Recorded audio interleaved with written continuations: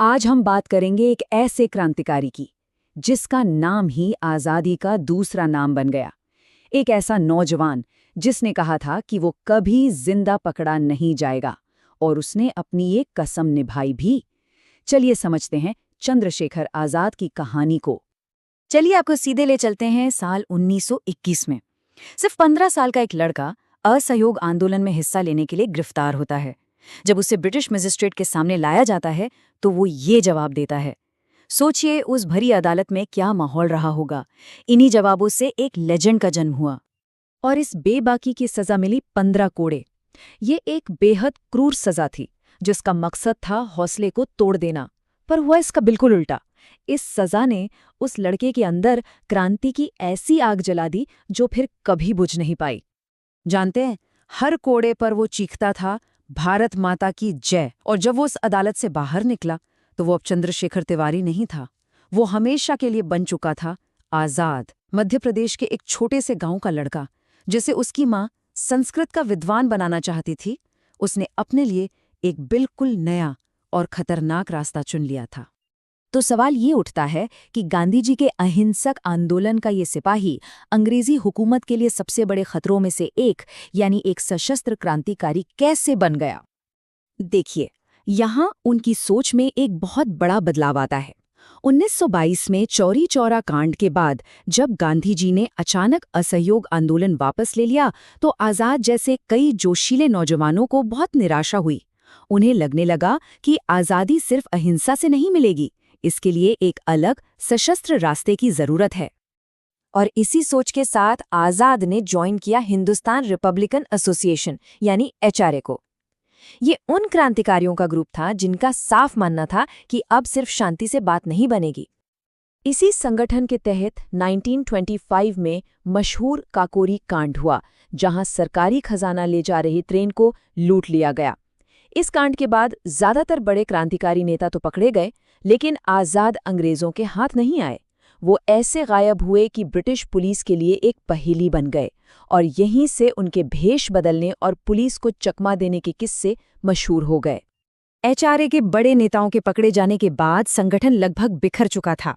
ऐसे में आजाद ने इस आंदोलन को फिर से खड़ा करने की बहुत बड़ी जिम्मेदारी उठाई, लेकिन इस बार एक नई सोच और एक नए विजन के साथ। 1928 में आजाद ने बाकी क्रांतिकारियों को इकट्ठा किया और एचआरए को एक नया रूप दिया, एक नया नाम दिया, एचएसआरए। इसमें बस एक शब्द जोड़ा गया था, सोशलिस्ट यानी समाजवादी। लेकिन इस एक शब्द ने मकसद को पूरी तरह से बदल दिया। अब लक्ष्य सिर्फ अंग्रेजों को भगाना नहीं था, बल्कि एक ऐसा भारत बनाना था जहां किसानों और मजदूरों का राज हो और किसी भी तरह का शोषण न हो। और इस नए संगठन के कमांडर इन चीफ बने आजाद। वो पूरे सशस्त्र आंदोलन की रीढ़ की हड्डी बन गए। उन्होंने न सिर्फ उत्तर भारत के अलग अलग क्रांतिकारी गुटों को एक साथ जोड़ा, बल्कि भगत सिंह जैसे कई नौजवानों को तैयार भी किया।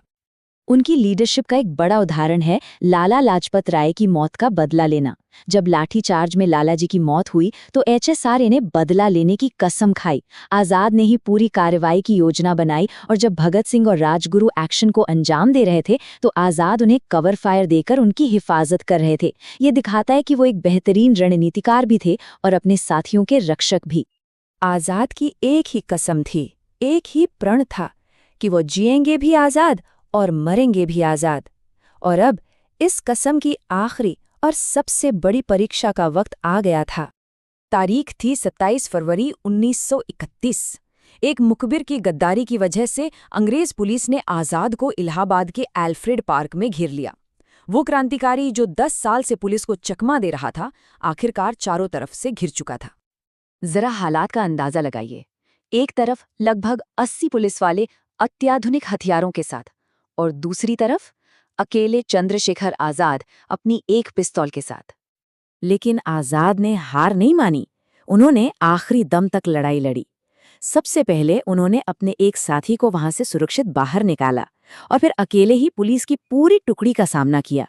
अपनी जांग और हाथ में गोली लगने के बावजूद वो लड़ते रहे।